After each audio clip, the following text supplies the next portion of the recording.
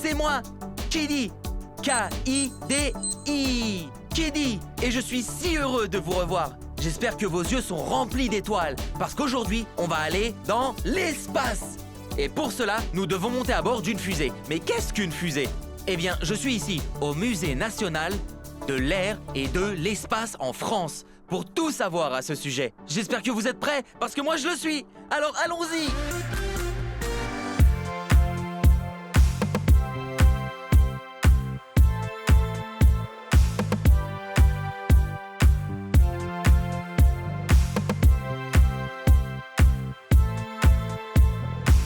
Salut, c'est moi, Kiddy. Et regardez, juste derrière moi, il y a une fusée. C'est Ariane 1. C'est une fusée qui est allée dans l'espace. Et je suis sur le point de la toucher.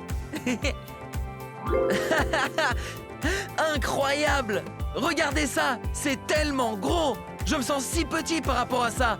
Maintenant, comme vous pouvez le voir, il y a de gros moteurs dessus. C'est parce qu'on a besoin de beaucoup d'énergie pour aller dans l'espace. Et si vous vous demandez pourquoi elles ont tendance à être blanches, eh bien, c'est parce que puisque l'espace est sombre, on doit les voir.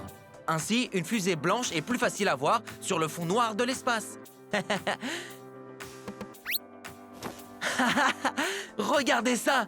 Maintenant, concernant les fusées, il ne s'agit pas que d'une seule chose, c'est plusieurs choses. Alors, comme vous pouvez le voir, comme nous l'avons dit, il y a la base avec tous les moteurs. Et donc, quand on monte, vous avez en fait plus de moteurs et surtout du carburant.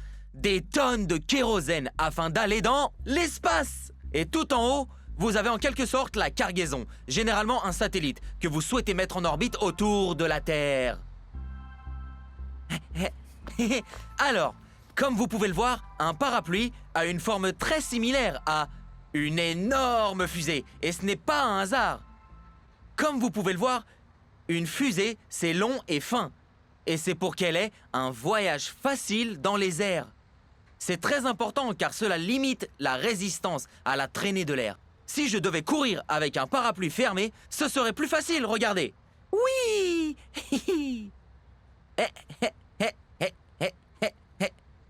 Mais si je devais faire la même chose avec un parapluie ouvert, ce serait une autre histoire. Non, mon chapeau!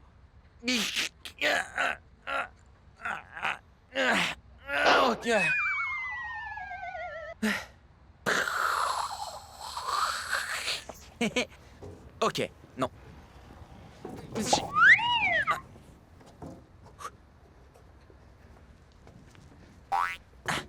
Donc, ça, c'est Ariane 5.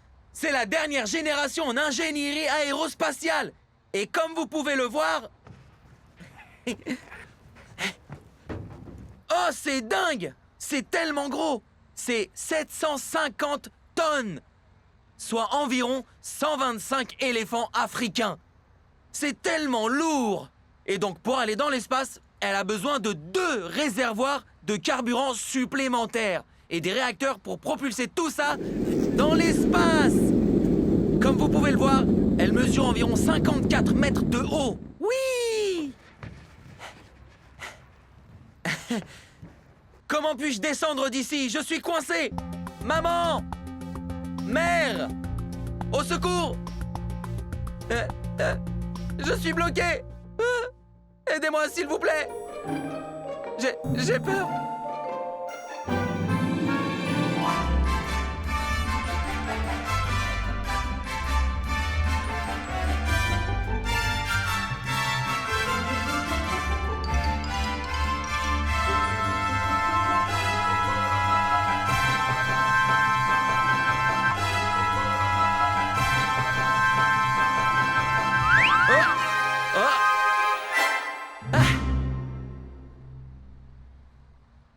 Waouh!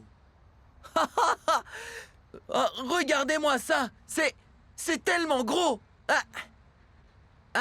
C'est plus gros que mon bras! Alors, bien sûr, les fusées ont besoin de ces gros moteurs pour quitter la Terre et aller dans l'espace. Et dans ce cas-ci, même jusqu'à la Lune! Waouh!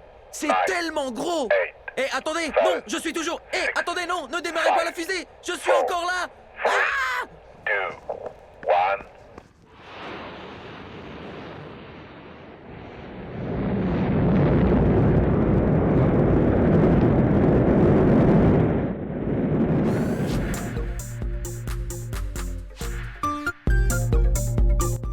vivons sur une planète appelée la Terre. C'est notre maison et à nous, ça nous semble très très grand. Il y a longtemps, les gens pensaient que la Terre était au milieu de l'univers et que tout, y compris le Soleil, tournait autour de nous. Nous savons maintenant que c'est la Terre qui tourne autour du Soleil et qu'il y a beaucoup d'autres terres et de soleils dans l'espace. Des milliards d'entre eux.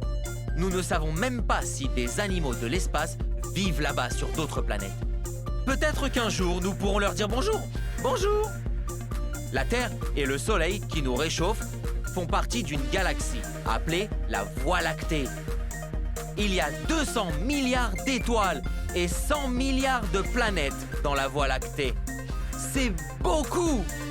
Et il y a des milliards de galaxies à explorer là-haut, dans l'espace.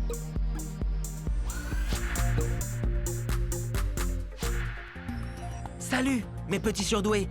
Regardez, ça, c'est la Terre. C'est ce sur quoi nous vivons. Et regardez-la, voilà à quoi ça ressemble depuis l'espace. N'est-ce pas incroyable? Et regardez, il y a tellement d'eau dessus. Salée pour la plupart, donc nous ne pouvons pas en boire évidemment. Mais en fait, 70% de la Terre, vous savez, de la surface de la Terre est constituée d'eau. C'est pourquoi la Terre est en fait surnommée la planète bleue. Ah. N'est-ce pas beau? Je l'aime.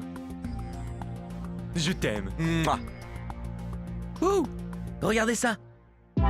Waouh! Regardez ça! C'est une version petite échelle de la fusée Ariane 5. La même que dehors. Vous savez, l'énorme! Mais la question c'est, pourquoi a-t-on voulu aller dans l'espace? Eh bien, il y a tellement de raisons d'aller dans l'espace. Et une des raisons importantes, c'est pour ces engins-là. Regardez-les! Ce sont des satellites. Et comment les mettons à bord de la fusée? Juste ici, là, ils sont dépliés. Mais ils ne sont pas dans l'espace, regardez. Dans le nez, là-bas, tout là-haut, on a ceci. Et vous voyez, ça, c'est le satellite qui est plié à l'intérieur du nez de la fusée. Et une fois dans l'espace, il s'ouvre et libère le satellite qui se met en orbite autour de la Terre. Oui. Hey, salut mes petits surdoués! Vous voyez, les satellites, une fois dans l'espace, sont mis en orbite. Ce qui signifie qu'ils tournent tout autour, puis ils reviennent. Et reviennent à nouveau. Et toujours autour de la Terre pour qu'ils soient constamment autour de nous. Et pourquoi voulons-nous cela? Eh bien, je vais vous le dire. Regardez mes petits surdoués, tout ça, ce sont des satellites. Il y en a tellement. Mais vous savez quoi? Dans l'espace, il y en a encore plus, jusqu'à 4000 satellites en orbite autour de la Terre qui tournent tout autour de nous au moment où je vous parle. Mais qu'est-ce qu'un satellite? C'est une excellente question. Voyez-vous, les satellites, ce sont des ordinateurs de très haute technologie. Mais pourquoi avons-nous besoin de satellites? Eh bien, c'est aussi une excellente question. Le fait est que les satellites nous fournissent tellement d'informations. Ils nous donnent la télévision, ils nous donnent les signaux téléphoniques et l'Internet. Ils nous donnent même le signal GPS. C'est pas cool, ça?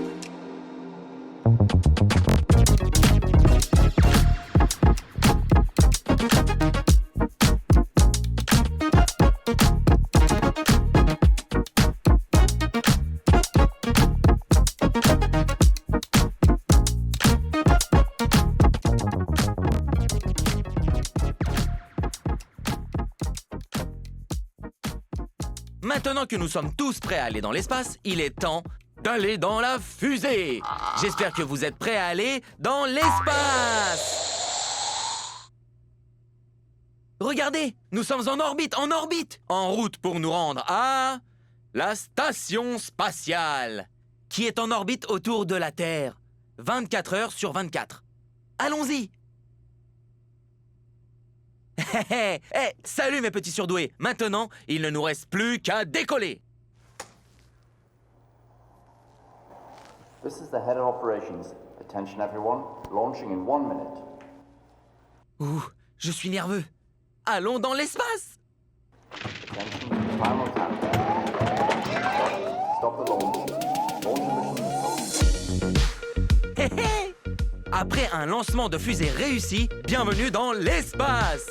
En réalité, les humains ne peuvent pas vivre dans l'espace parce qu'il n'y a pas d'air. Donc nous vivons dans ceci, l'ISS. C'est une navette qui orbite autour de la Terre. Et regardez-la. Oui. Alors, ce n'est pas immensément grand, mais c'est normal. On va avoir de grosses structures dans l'espace parce que ça prend beaucoup de ressources qu'on n'a pas forcément. C'est comme un immense bâtiment dans l'espace. Et je veux dire immense, pas parce que c'est grand, mais parce que c'est la seule chose dans l'espace où vous pouvez vivre. Et donc, regardez-moi ça. Il n'y a pas de gravité. Il n'y a donc pas de différence entre le haut, le bas, la gauche, la droite. Donc tout va flotter un peu librement. Et quand on a besoin d'aller se coucher, on va habituellement aller dans une petite capsule comme celle-ci et... on s'attache ainsi. Bonne nuit. Bonjour mes petits surdoués, c'est moi, Kiddy, en direct de la station spatiale. Et regardez, je flotte dans l'air. Et c'est parce que, dans l'espace, il n'y a pas de gravité. Alors, la gravité sur Terre, c'est la force qui vous ramène vers le bas lorsque vous sautez. Mais il n'y en a pas dans l'espace. On est donc libre de... oui, flotter dans tous les sens. Ouais. Alors, évidemment, comme tout peut flotter librement, il faut tout attacher correctement, comme on est censé le faire quand on dort ici. Oui. Oh. Oh. Hey, salut mes petits surdoués. Et maintenant, je veux vous emmener au laboratoire spatial. Parce que la raison pour laquelle nous aimons aller dans l'espace, ce n'est pas seulement pour le plaisir, non. Il s'agit surtout d'expérimenter et d'avancer dans la science. Alors, allons voir avec mes amis. Ah, oui, très important. L'étude du corps humain. Comme mentionné, puisqu'il n'y a pas de gravité... Oh, bonjour Roger, comment vas-tu? Comme vous le voyez, Roger est en apesanteur, en gravité 0. Donc, il doit s'entraîner tous les jours pour ne pas perdre trop de masse musculaire. Alors, afin de garder la forme et de conserver ses muscles, nous devons nous entraîner de plein de façons. Désolé. Ce n'est pas facile.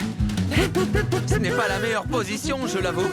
Et dans ce costume, on ne respire pas très bien. Oh, bon sang, il fait si chaud. Allez, on y va.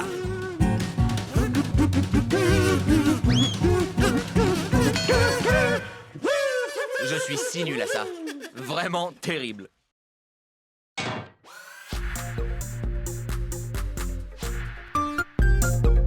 Si vous regardez le ciel nocturne, on peut la voir. La lune. Elle brille comme de l'argent la nuit, car elle réfléchit la lumière du soleil, comme un miroir. La lune fait le tour de la Terre tous les 28 jours.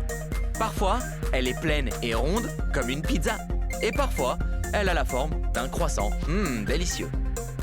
La Lune est comme une petite sœur pour la planète Terre.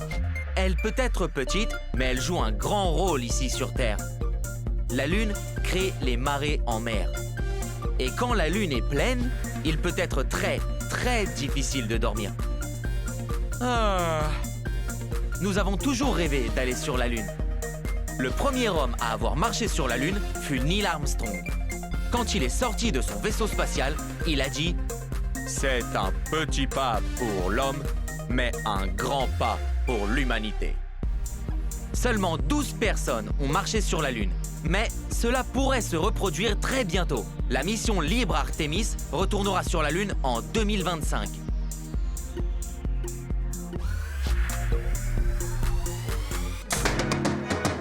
Ah, j'ai un appel de l'entretien. Oh, salut Jerry, qu'est-ce que... Oh, il y a un problème dehors? Oh, j'ai besoin de me lever pour survivre dehors. Allons-y. Ok Jerry, j'ai mis le costume et je suis dehors. Je pense avoir trouvé le problème. Enfin, je veux dire, c'est rouge et ça clignote. Ok, alors pour régler le problème, je vais devoir faire quelque chose comme ça, je crois.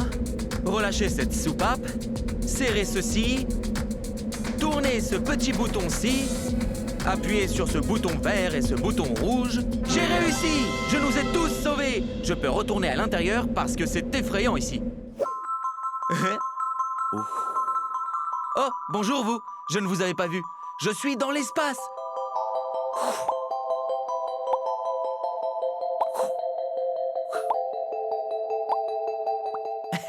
Alors, voici mon ami Steve. Je le connais parce que, regardez, nous travaillons au même endroit. Salut Steve! Oh, je pense qu'il dort. Alors, Steve est ici dans un costume de marche pour l'espace. Et comme vous pouvez le voir, il est incroyablement musclé. Sauf que non, pas vraiment. Il est en fait un peu comme moi. Mais on ne peut pas le voir parce qu'il y a tellement de couches pour le garder au chaud et en sécurité dans l'espace. Parce que dans l'espace, il n'y a pas d'air et il peut faire très très froid, comme moins 160 degrés. Le truc avec ces costumes, c'est qu'il faut généralement jusqu'à 4 heures pour en mettre un. 4 heures! Imaginez que vous ayez besoin d'aller aux toilettes. Vous savez, il faut 4 heures pour l'enlever aussi. Donc, ils ont été intelligents et à Steve, ils ont décidé de lui mettre des couches. Donc, s'il a besoin de se soulager, il suffit de... se mouiller. Parce que qui a le temps dans l'espace? Oh! Ah! Donc, mes petits surdoués, j'espère que vous vous êtes amusés parce que maintenant c'est l'heure du Kiddy Quiz. Souvenez-vous, 3 questions et une bonne réponse à chaque fois. Êtes-vous prêts pour la première question? Ok, allons-y. Première question.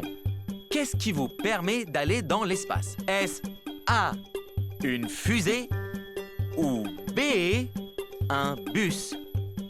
Chrono. Donc, la question est, qu'est-ce qui permet d'aller dans l'espace? Ah, c'est l'heure. Donc, écoutons votre réponse.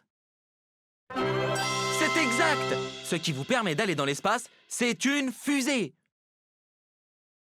F, U, S, E, E. Bien joué.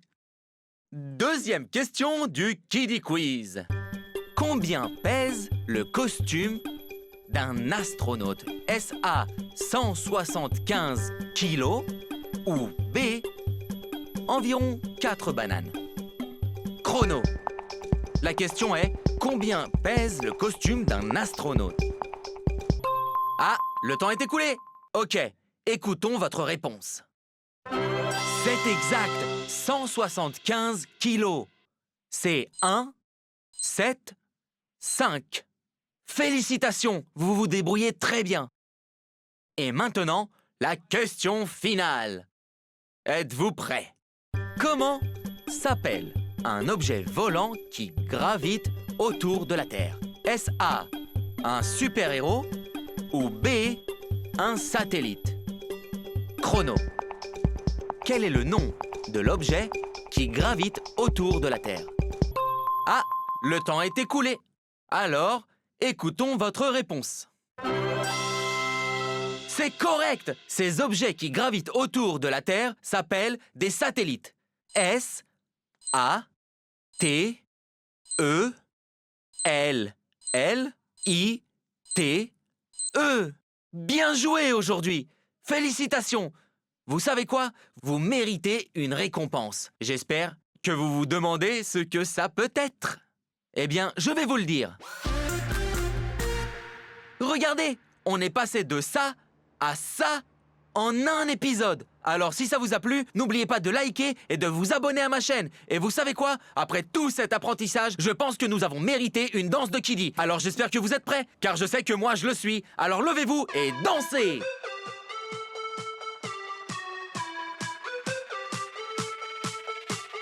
Ready, set, grow. Ready, set, now. I'm Kiddy. Yeah, I'm Kiddy. I'm Kiddy. Oh, I'm Kiddy. I'm Kiddy. I'm Kiddy. Oh, I'm Kiddy. Ready, set, grow. Ready, set, grow.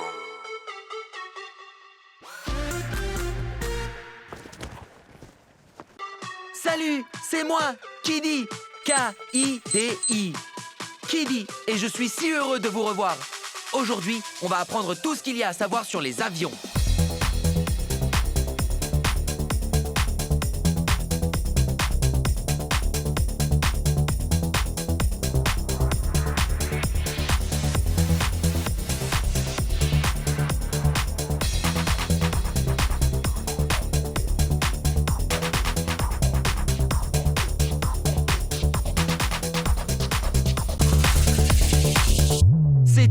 génial. Et pour tout apprendre sur les avions, nous sommes au Musée national de l'air et de l'espace en France.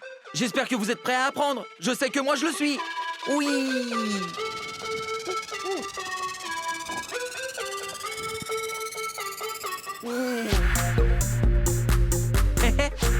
Alors, vous voyez ça? C'est le bâtiment du contrôle aérien. C'est d'ici qu'ils informent tous les avions où se rendre, car il y a du trafic aérien et il faut éviter une collision. Oui! Aujourd'hui, les avions jouent de nombreux rôles dans la société. Ici, il y a des avions militaires.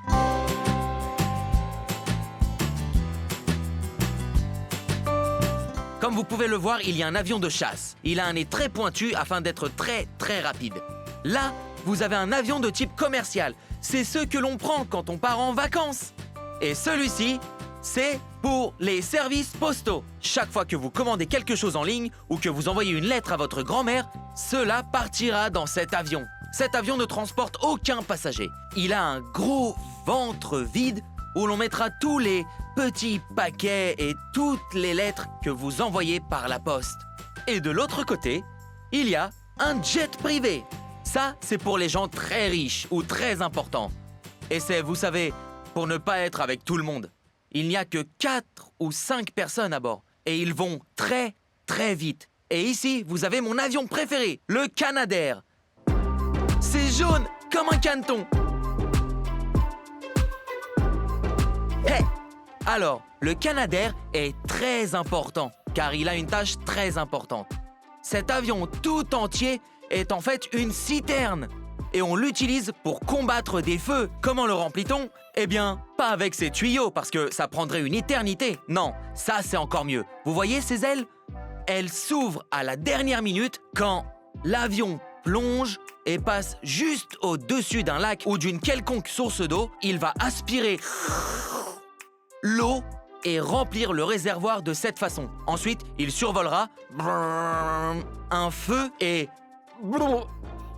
laissera tomber toute cette eau afin d'éteindre le feu. Et le plus drôle, c'est qu'il est jaune, comme moi.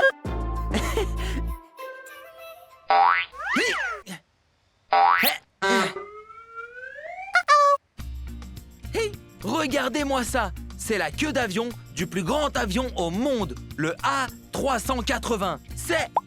C'est énorme! Regardez-moi ça! C'est plus grand qu'une cathédrale et ça vole! Comme vous pouvez le voir, il y a 3 petites parties qui viennent de chaque côté et une sur le dessus. Ils ont aussi des radars, tout comme ces ailes qui aident à guider l'avion, vous savez, gauche, droite, en bas, en haut. Regardez-moi ces ailes! Elles sont si grandes et longues. Bien entendu, c'est parce qu'on en a besoin pour voler. Et encore plus important, on s'en sert également comme des réservoirs d'essence pour alimenter ces engins.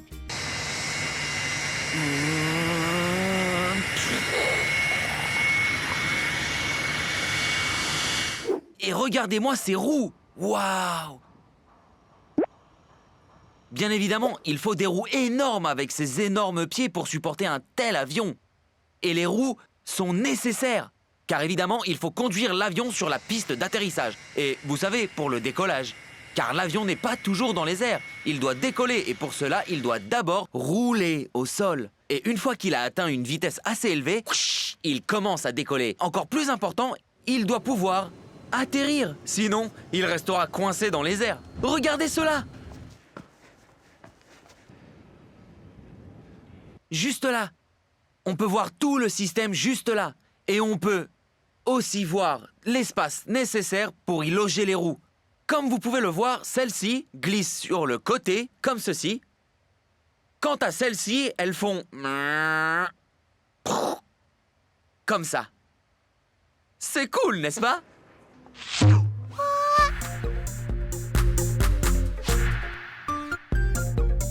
Quand on lève les yeux au ciel, on peut voir d'autres choses qui volent. Pas seulement des oiseaux et des avions, mais aussi des hélicoptères. Les hélicoptères se déplacent grâce à leurs hélices tournantes fixées sur le dessus.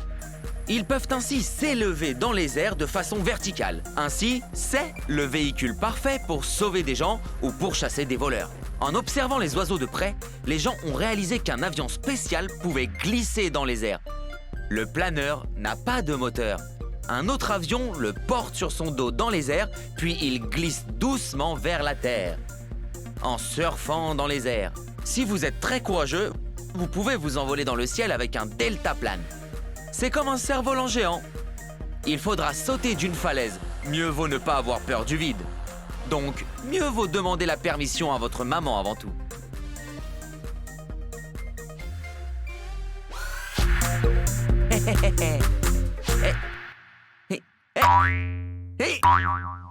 Ah, c'est plutôt haut. Comment embarquer dans l'avion? Eh bien, il y a un petit truc génial pour ça qu'on appelle un camion. Regardez ce petit véhicule-là. Vous voyez, il s'approche et il y a un escalier qui va s'accrocher à l'avion pour faciliter le passage pour que les passagers montent à bord. Allons-y.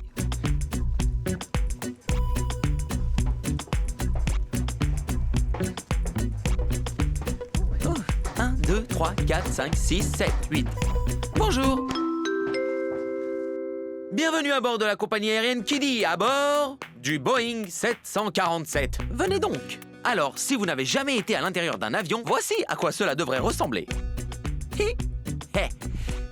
Donc, comme vous pouvez le voir, il y a de nombreux sièges, tous numérotés par rangée, A, B, C, D, E, et ensuite vous avez le nombre de rangs et ainsi de suite. Bien entendu, il est écrit sur votre billet où vous devez vous asseoir. Comme vous pouvez le voir, sur les différents sièges, vous avez, évidemment, par sûreté, des ceintures.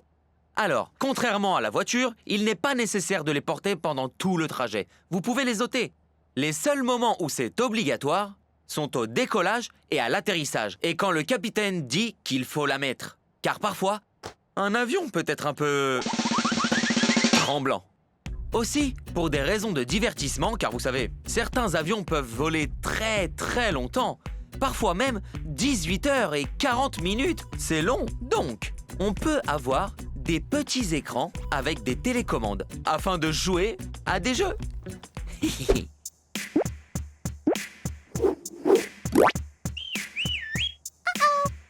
Ah.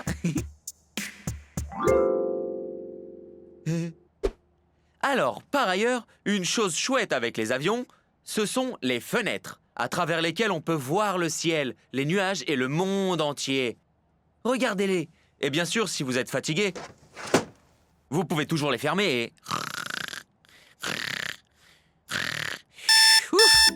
Et vous savez quoi? J'ai un peu chaud, mais ce n'est pas grave, parce que, évidemment, il y a un thermostat dans l'avion pour nous garder bien à l'aise. Et comme vous pouvez le voir juste ici, il y a des petits ventilateurs pour vous garder au frais, car, eh bien, parfois, il fait assez chaud. Il y a même des petites lumières ici, si vous désirez lire. Car, comme je l'ai dit, ces voyages peuvent être très très longs. Vous avez également, évidemment, des indications du capitaine pour vous rappeler quoi faire et quoi ne pas faire. Comme de mettre votre ceinture à cause des turbulences. Et ça, c'est important, de toujours suivre les ordres du capitaine. Oui! Alors, mes petits surdoués, regardez-moi ça. On n'a pas l'habitude de voir un avion dans cet état. Ça n'est pas fini. Et ça, c'est parce qu'il y a beaucoup d'autres aspects d'un avion qu'on ne voit pas. Comme vous pouvez le voir, il y a des câbles qui traînent un peu partout. Et c'est normal. C'est, vous savez, pour alimenter vos écrans, la lumière et même, vous savez, transmettre la Wi-Fi à votre téléphone. Mais il y a aussi des tubes. Et ça, c'est pour l'air conditionné. Car comme je l'ai dit, on doit contrôler la température et aussi avoir assez d'air dans l'avion pour respirer, vu qu'à l'extérieur, il fait très très froid. Donc vous savez, c'est important. Alors, j'ai parlé de l'endroit où vous pouvez mettre les petits bagages. Mais où mettons les gros? Eh bien, comme vous le voyez, ceci, ici, c'est le sol. Et vous êtes généralement au-dessus. Mais juste en dessous, il y a la soute. Et dans la soute, il y a assez d'espace pour mettre une voiture. Ouh, qui l'eût cru? Alors, normalement, vous mettez vos bagages ici, car comme je l'ai dit, vous ne partez pas en voyage sans rien. Non, vous devez avoir des bagages avec, vous savez, des pantalons, des sous-vêtements, des t-shirts, des sweatshirts et des trucs comme ça. Et donc, c'est là qu'ils sont stockés pendant le vol. Et puis, vous savez, on les ressort et on vous les rend lorsque vous arrivez à destination. N'est-ce pas chouette?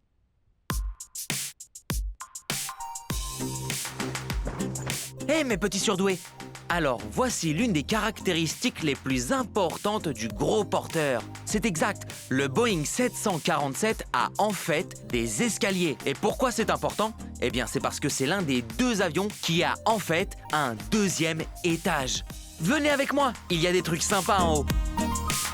Donc, où vont ces escaliers? Au 2e étage. Mais qu'y a-t-il au 2e étage? Eh bien, voilà la partie très intéressante. Regardez, juste derrière moi, vous avez le cockpit. C'est là que les pilotes, parce qu'il y a 2 pilotes, vont piloter l'avion. Mesdames et messieurs, c'est votre capitaine qui parle. Je m'appelle Kiddy et nous prendrons l'avion aujourd'hui pour New York. Veuillez vous asseoir, vous détendre et nous vous souhaitons un agréable vol. N'oubliez pas de liker et de vous abonner si ce n'est pas déjà fait, si vous voulez vivre plus d'aventures. Maintenant, comme vous pouvez le voir, il y a tant d'écrans, de boutons et manivelles et tout ici, mais pas tant que ça quand on y pense, car la plupart d'entre eux sont simplement dupliqués. Il y a 2 versions différentes, car il y a un capitaine et un co-capitaine. Alors, on ne veut pas d'un capitaine qui n'est pas formé, et vous ne pouvez pas demander à quelqu'un qui n'est pas formé de piloter un avion. Donc, on les amène dans l'un de ceux-ci. Ce sont des simulateurs. Ce sont des écrans qui nous montrent des simulations de ce que nous ferions en réalité, en appuyant sur tous ces boutons, afin que lorsque les capitaines le feront, ils seront prêts pour faire voler le vrai avion. Maintenant, il est temps de partir et de voir le reste.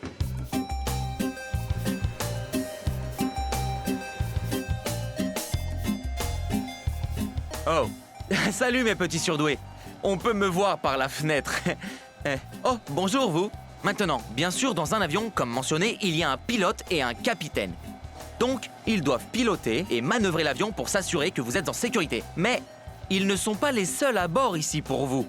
Vous avez également l'équipage à bord, aussi appelé hôte ou hôtesse. Ce sont des agents qui s'assurent que vous êtes en sécurité, confortable, ils vous serviront de la nourriture, des collations et des boissons durant votre vol. Et aussi, vous savez, ils prendront soin de vous, car cela peut être stressant pour certaines personnes. Bonjour! Ah, comme c'est agréable d'être ici. Oh, et je vais juste ajuster mon petit dossier et... prendre un peu d'air frais. Alors, bien sûr, il y a en fait un hublot dans un vrai avion, donc vous ne pouvez pas faire ça. Excusez-moi, pourrais-je avoir un petit soda, s'il vous plaît? Oh, merci beaucoup.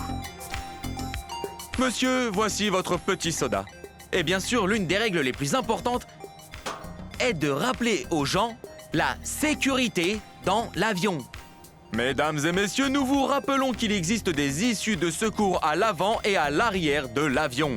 N'oubliez pas d'attacher votre ceinture de sécurité au décollage et à l'atterrissage, et bien sûr pendant le vol, lorsque cela est indiqué en raison des turbulences. Profitez de votre vol pour Kiddyville et passez une excellente journée. Oui!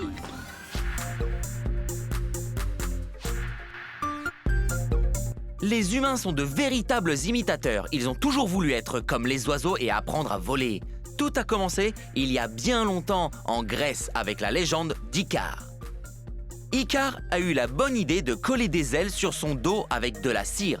Il s'est envolé en haut, dans le ciel, mais alors qu'il se rapprochait de plus en plus du soleil, la cire a commencé à fondre. Les ailes se sont décollées et Icare aussi. Longtemps après, 2 frères brillants ont eu la bonne idée de remplir un ballon d'air chaud. L'air chaud monte, soulevant le ballon montgolfière en haut, dans le ciel bleu, et pour la première fois, les gens ont vu à quoi ressemblait le monde du haut du ciel. Après les montgolfières sont venus les avions et les planeurs.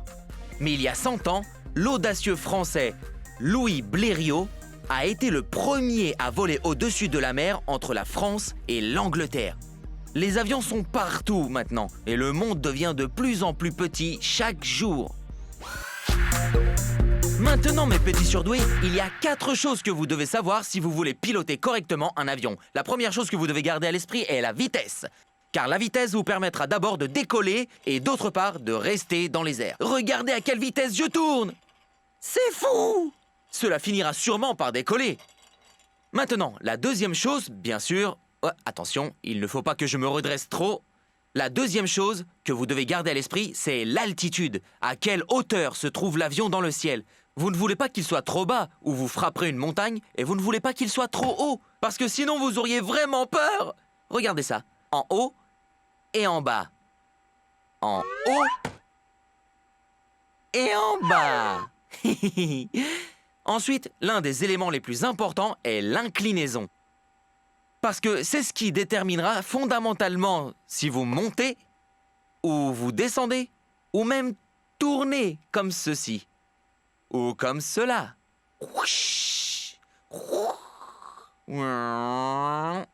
Les avions ne font pas ça, mais moi je peux, donc je le fais. Et puis, bien sûr, la direction. C'est important si vous voulez aller quelque part comme New York ou Tokyo. Ou si vous voulez juste vous amuser. Oui! Oh, regardez ça! Maintenant, la question est de savoir pourquoi les avions ont-ils des roues et comment volent-ils? Eh bien, il y a une réponse simple. Le fait est que les avions ont des ailes comme celle-là qui leur permettent de voler. Et ils ont des roues pour pouvoir rouler, essentiellement sur le tarmac, et prendre de la vitesse afin d'avoir assez d'air pour passer sous les ailes et, enfin, décoller.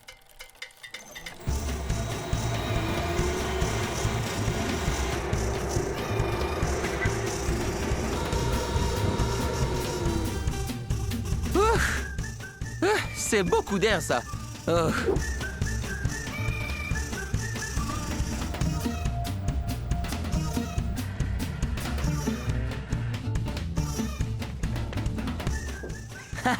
Maintenant, bien sûr, une chose qui est vraiment importante et que vous devez faire avec tout, comme avec une voiture ou tout ce que vous possédez, c'est de faire les contrôles de sécurité. Assurez-vous que le fuselage est intact et impeccable. Assurez-vous que les gouvernails fonctionnent comme il se doit. S'il y a des problèmes, vous devriez les voir. C'est important car un voyage en avion peut facilement mal tourner. On ne veut pas ça. Vérifiez donc tout pour être sûr. Salut mes petits surdoués. Alors ça, c'est un hélicoptère. C'est un autre type d'avion, mais un peu différent de l'avion. Les deux volent, mais d'une manière très différente. L'avion a, vous savez, des moteurs à réaction et un moteur à hélice. Celui-ci a des rotors, dont une lame énorme qui tourne très très vite. Et donc le décollage est légèrement différent. Regardez. C'est comme ça que ça finira par décoller éventuellement. Comme vous pouvez le voir, waouh! Il tourne vraiment très vite et finalement, il décollera à la verticale. Il n'est pas nécessaire d'accélérer puis de décoller. Non, non, il décolle de façon verticale. Ce qui le rend d'autant plus précis pour des interventions comme pour les services de police ou de pompiers ou d'autres services d'urgence. Les hélicoptères transportent beaucoup moins de passagers que les avions car ils sont beaucoup plus petits. Beaucoup plus précis, mais beaucoup plus petits que les avions. N'est-ce pas chouette? Eh bien, ce fut une journée bien remplie. Mais vous savez quoi? Nous avons tellement appris. Mais qu'avons-nous appris exactement? Il est temps de vérifier avec le Kiddie Quiz. J'espère que vous êtes prêts. Voici la première question des 3 questions. Première question. Combien de passagers un A380 peut-il transporter? Est-ce A, environ 800 ou B, 12? Chrono. La question est de savoir combien de passagers peut transporter un A380. Ah, le temps est écoulé. Alors, dites-moi donc. C'est exact. L'A380 peut transporter jusqu'à 800 passagers. C'est 800. Vous avez été excellent. Deuxième question. Ok, alors, depuis quelle pièce le contrôleur aérien guide-t-il les avions? Est-ce A, de la cuisine de maman ou B, de la tour de contrôle? Chrono. La question est, de quelle pièce le contrôleur aérien guide-t-il les avions? Le temps est écoulé. Écoutons donc votre réponse. C'est exact. Le contrôleur aérien guide les avions depuis la tour de contrôle. T-O-U-R-D-E-C-O-N-T-R-O-L-E. Toutes nos félicitations. D'accord, maintenant, troisième question. Qui est le patron de l'avion? Est-ce A, mon papa, ou B, le capitaine? Chrono. La question est, qui est le patron de l'avion? Ah, le temps est écoulé. Alors, quelle est votre réponse? C'est exact. Le patron de l'avion est le capitaine. C-A-P-I-T-A-I-N-E.